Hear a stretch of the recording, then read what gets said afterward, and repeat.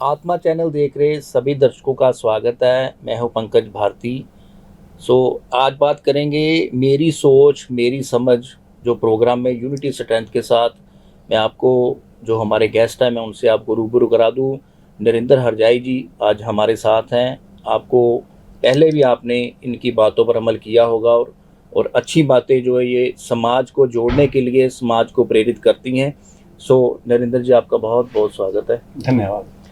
सुरेंद्र जी आज बात करेंगे पब्लिक इशू पे, समाज के तौर पे जो पति पत्नी का जो रिलेशन है आजकल उस पे बात करेंगे कि वो रिलेशन को डेवलप करने के लिए पति पत्नी की तरफ से आम जीवन में क्या क्या चीज़ों का ध्यान रखना चाहिए। जी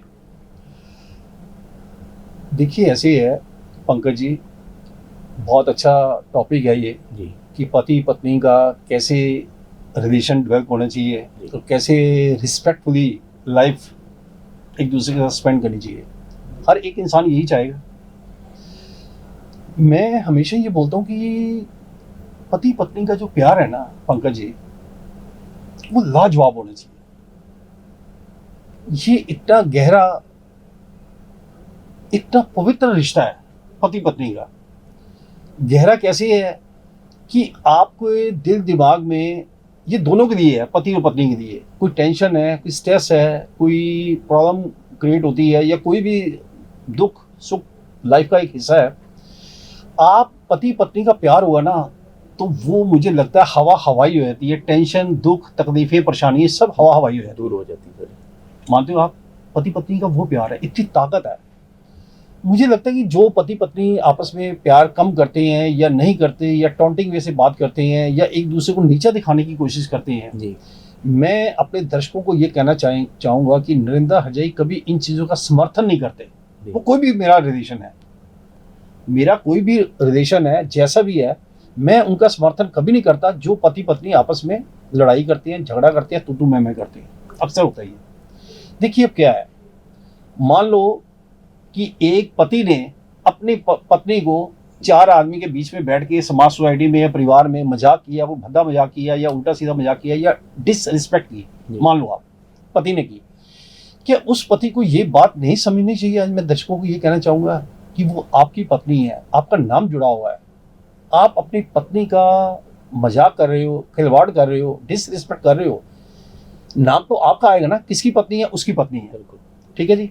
और हर पत्नी जी को भी मैं कहूँगा कि अपने पति को भी रिस्पेक्टफुली बुलाओ आप, क्योंकि पति परमेश्वर होते हैं।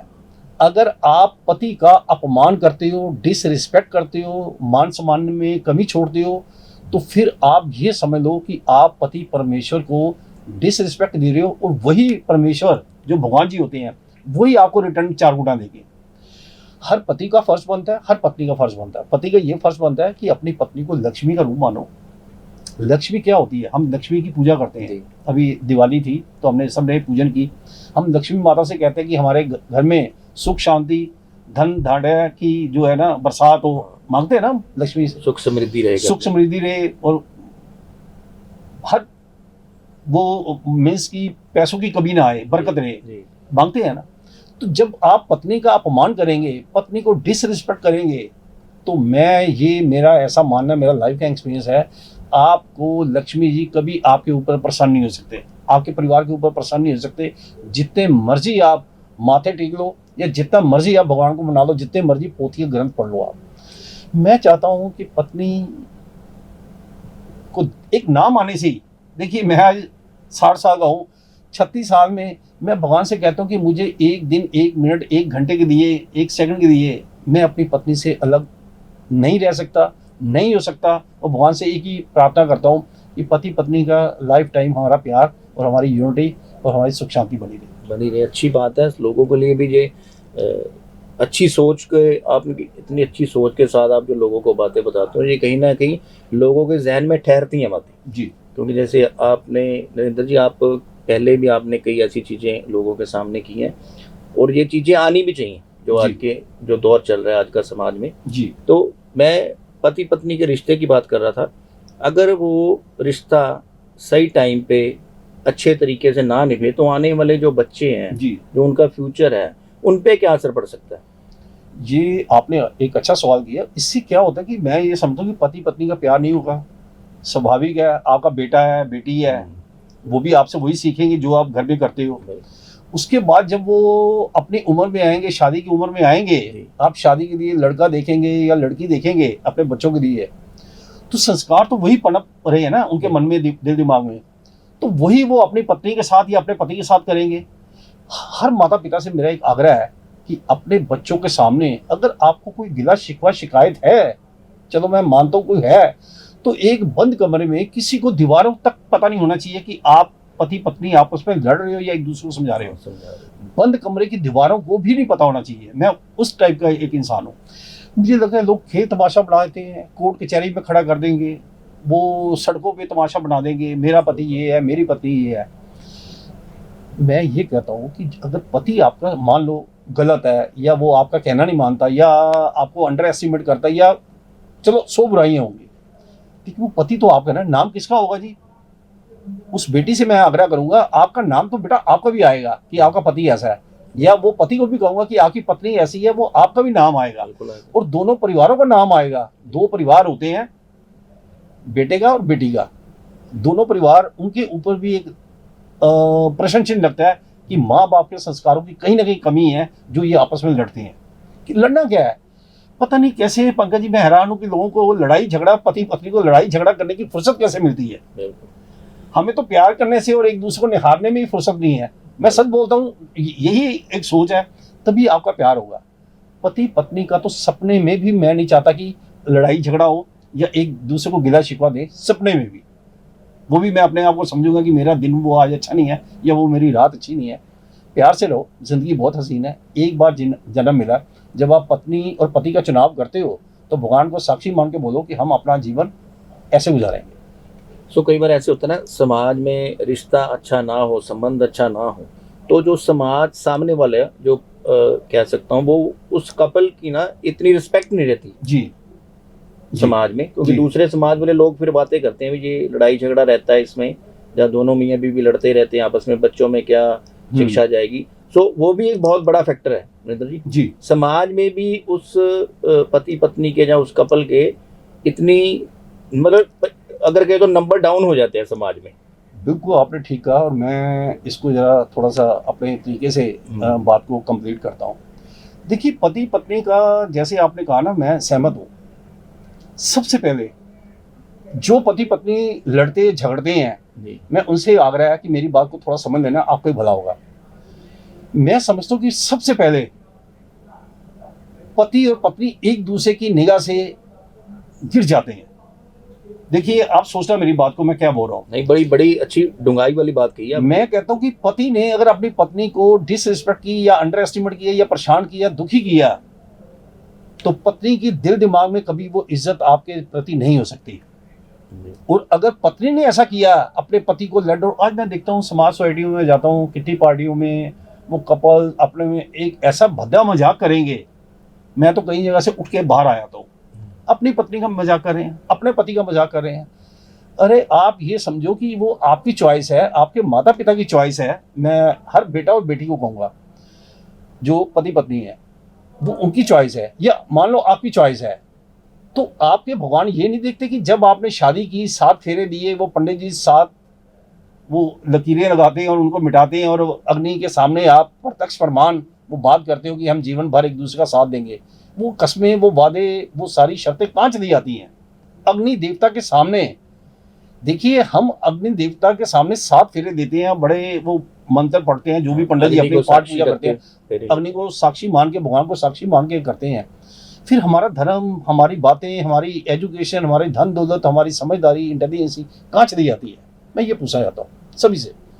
मत करो आप 4 रिश्ते निभाने, जिसको आगे उसको जीना आ गया, और जिसको जीना आ गया उसका जीवन सफल है। 4 रिश्ते मैं बोलूं? एक्सप्लेन कीजिए आप जी। पति पत्नी यानी माता पिता, जो पति पत्नी होते हैं, जैसे सपोज हमारे माताजी पिताजी थे तो वो पति पत्नी थे, लेकिन हमारी वो माताजी पिताजी थे जी। तो एक तो माता पिताजी का मान सम्मान करो, एक भाइयों का मान सम्मान करो। मैं हमेशा बोलता हूँ, हर बार बोलता हूँ, हर बार बोलता रहूंगा, भाई को भगवान मानो। भाई को भाई मानना भी नरिंदा हरजाई कहते हैं। मैं अपने लिए से बोल रहा हूँ, मैं ये भी गुनाह मानता हूँ। भाई को भाई कहना या अच्छा भाई कहना, ये भी मैं सोचता हूँ मैं पाप का भागीदार हूँ कि मैं अपने भाई को भाई मान रहा हूँ। भाई तो दुनिया मानती है, पर ने दी वो भगवान है, तीनों भाई ने दी वो भगवान है। और भाई को भगवान मानो आप, पति पत्नी को लक्ष्मी और अपना परमेश्वर मानो आप। पति पत्नी का जो भी आज लड़ाई झगड़ा करते हैं, आज एक प्रॉमिस ले मेरी इस बात से, एक दूसरे से हाथ मिला के, पति पत्नी जो लड़ाई झगड़ा करते हैं हाथ मिलाएं और एक दूसरे को गले लगा के एक दूसरे के सामने सॉरी बोल दें। छोटी सी बात है, बंद कमरे में, कि आज के बाद हम नहीं लड़ेंगे। देखिए भगवान कितनी बरकत देगा, कितनी खुशियां देगा उस समाज सोसाइटी में। जब आप निकलते हो तो लोग ये कहते हैं, आज हम समाज सोसाइटी में जाते हैं ना किसी शादी फंक्शन में, तो पंकज जी ये मैं देखता हूँ कि बहुत से ऐसे उंगली उठती हैं, अरे यार ये मिस्टर नरेंद्र हजाई यार क्या बात है, क्या परिवार बना के रखा हुआ ये गॉड गिफ्ट है। सभी का कॉन्ट्रीब्यूशन होता है, परिवार एक इंसान की वजह से नहीं चलता, सभी का होता है। मैं सभी को कहूँगा अपना अहंकार ईगो खत्म कर दो, क्या पड़ा इसमें, कुछ नहीं है। अच्छी जिंदगी जियो, ताकि जो अगला जन्म आपका होना है किस रूप में होना है, कोई दुनिया का साइंटिस्ट जर्नलिस्ट कोई साधु संत महात्मा गुरु जी नहीं बता सकते क्या जन्म होना है, ये उनको भी नहीं पता कि उनका क्या जन्म होना है, तो आपको क्या बताएंगे। इस वजह से अपने घर की सुख शांति रखो, पति पत्नी का प्यार रखो, ताकि अपनी जनरेशन जो अगली जनरेशन है, जो आपके बच्चे होंगे तो वो भी अच्छा बने। एक अगर जनरेशन अच्छी निकल जाए ना, तो वो मैं नरेंद्र हरजाई अपने दादा दादी जी को, नाना नानी को, अपने माता जी पिताजी को कहता था कि 7 जनरेशन सही हो जाती है, और अगर एक जनरेशन बिगड़ जाए खराब हो जाए तो 3-4 जनरेशन आगे वो बदमा दाग गया जाता है। तो मैं चाहता हूँ कि नहीं, प्यार से रहो। नरेंद्र हजाई को तो कोई घमंड ही नहीं है, किसी बात का घमंड नहीं है, तो मैं चाहूंगा कि अपना घमंड तोड़ो और पति पत्नी प्यार से रहो। तो इस वजह से ये जो बातें हैं पंकज जी, संदेश तो मेरा हमेशा ही ये रहा है, सुख शांति प्यार भाईचारा अटैचमेंट। जो परिवार में सुख शांति होगी ना, उनकी छोटी कमाई जो कम कमाई होती है उसमें भी उनको 4 गुना उसका असर होगा, क्योंकि बरकत होगी उसमें। ऐसे लोग हैं धन कमाते हैं, बहुत काम करते हैं, बिजनेस करते हैं, जॉब करते हैं, अच्छा पैसा कमा लेते हैं, लेकिन बरकत नहीं है, सुख शांति नहीं है। सुख शांति नहीं है। वो सुख शांति नहीं होगी तो बरकत कहाँ से होगी। जिस परिवार में सुख शांति आपस में भाईचारा प्यार अटैचमेंट नहीं होगी, वहां बरकत कभी नहीं आ सकती। कुछ लोग ऐसे भी हैं, वो हरजाई जी माता पिता के साथ तो हम 10 साल से अलग हैं, भाई का तो एक का हमें पता ही नहीं कि वो कहाँ रहता है, बॉम्बे रहता है, पुणे रहता है। ऐसे में मैं बता लूँ, मेरे पास लाइफ का एक्सपीरियंस, ये जो समाज सोसाइटी का एक्सपीरियंस है, मैं वो बोलता हूँ। भाई का पता ही नहीं है, नंबर ही नहीं है उनका, कॉन्टैक्ट नंबर नहीं है, और वो उनसे कॉन्टैक्ट हुए। और पति पत्नी क्या जी, एक जॉब पुणे में है, दूसरा बेंगलोर में है, या तीसरा कहीं और महाराष्ट्र में है, उनका एक बच्चा। मैंने ऐसे ऐसे परिवार को मैं जानता हूँ, मेरे रिलेशन में भी हैं, मेरे दोस्त भी हैं, मित्र हैं। 4 लोग हैं, पति पत्नी और बेटा बेटी, या 2 बेटे या 2 बहुएं, 2 बेटी हैं। वो लोग 4 दिशाओं में रहते हैं। कितनी दुख की बात है। 4 दिशाओं का मतलब, एक तो है पुणे, दूसरा बॉम्बे है, तीसरा कहीं लखनऊ में है, चौथा नोएडा में जॉब कर रहे हैं। तो मीन्स वो 4 घर के लोग 4 दिशाओं में रहते हैं। मतलब आपके कहने का मतलब परिवारों में दूरियां बढ़ गई हैं और रिश्ते छोटे हो गए। रिश्ते छोटे हो गए हैं। रिश्ते जब आपके छोटे होंगे तो आपकी सोच और समझ भी कभी डेवलप नहीं हो सकती, वो भी आपकी सोच और समझ छोटी हो जाएगी। कहने को कोई आदमी किसी को टोकता नहीं है। और आज एक और बात कहना चाहूंगा, आपके एडवाइजर आज जो पति पत्नी की नहीं बनती, उनके एडवाइजर कौन है बताऊं आपको सर? उनके एडवाइजर वो हैं कि जिनकी खुद ही पति पत्नी की बनती, वो उनको समझाएंगे। मैं समाज सोसाइटी में रहता हूँ, मैं उनको कहता हूँ भैया क्यों पाप अपने ऊपर समेट रहे हो, वो पापी भी है जो आपको समझा रहा है। अरे वो आपको समझा रहा है, उसको खुद समझ है, तो वो पहले अपने पति पत्नी अपना परिवार देख ले, पहले अपना परिवार देख ले। तो इस वजह से मैं चाहूंगा कि कोई इशू मत बनाओ, जीवन हसीन है, माता पिता का आशीर्वाद लो, भाई भाई का लो, और पति पत्नी और अपने बच्चे। और एक और कहना चाहूंगा, अपने बच्चों में और भाई के बच्चों में, ये पंकज जी नरेंद्र हजाई को कभी पूरी जिंदगी गवारा ही नहीं है। जितना मैं अपने बच्चों से प्यार करता हूँ, जिनको मैंने जन्म दिया है, आज मैं अपने दर्शकों को ये बताना चाहूंगा, जैसे मुझे कहते हुए हड़कंप मच रहा है, मतलब मेरी आत्मा गवाही नहीं दे रही, पर मैं मजबूरी में अपने दर्शकों को बताना चाहता हूँ। जैसे एक बेटा और एक बेटी को हमने जन्म दिया, ये कहना मेरे लिए पाप है, लेकिन समझा रहा हूँ मैं। अब वो 2 बच्चों को मैंने, जो मेरी अटैचमेंट उनसे है, 0.1 रत्ती भर भी ये नहीं हो सकता कि मेरे बाकी जो 7 बच्चे हैं, 4 बेटे और 3 बेटियां हैं, उनके साथ कम हो, रत्ती भर भी। क्यों क्यों पाप करें? आपको जहां एक बेटा या एक बेटी का सुख मिल रहा है, वहां आपको 5 बेटे और 4 बेटियों का सुख मिल रहा है। कितनी अच्छी बात है। हम लोग प्लस करते हैं, आप क्यों माइनस कर रहे हो? हम पड़ोसी के बच्चे को तभी अपना कहेंगे अगर हम भाई के बच्चों को कहेंगे।